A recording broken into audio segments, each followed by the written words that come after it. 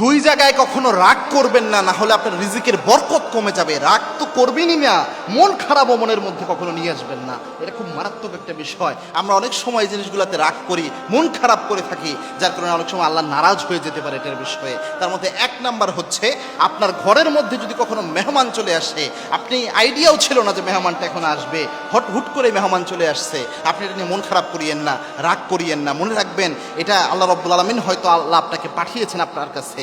কারণ আল্লাহর হাবিব সাল্লাল্লাহু আলাইহি ওয়াসাল্লাম জানিয়েছেন, আল্লাহ যখন কোনো ব্যক্তির উপর খুশি হয়, তিনটা জিনিস আল্লাহ রাব্বুল আলামিন তাকে দান করেন।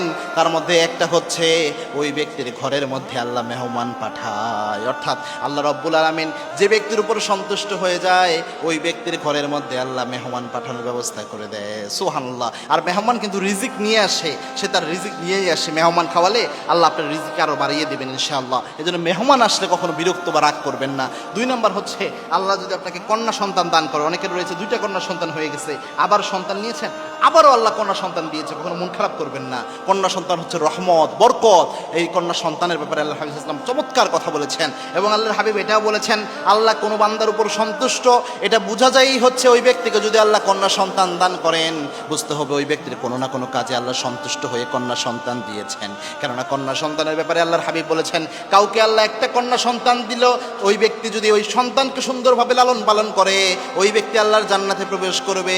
কাউকে যদি আল্লাহ দুইটা কন্যা সন্তান দান করে, সুন্দরভাবে যদি প্রতিপালন করে, আনা ওয়া হুয়া কাহাতাইন, ওই ব্যক্তির পিতামাতা ওই কন্যা সন্তানের পিতামাতা এবং আমি নবী এইভাবে আল্লাহর জান্নাতে থাকবো।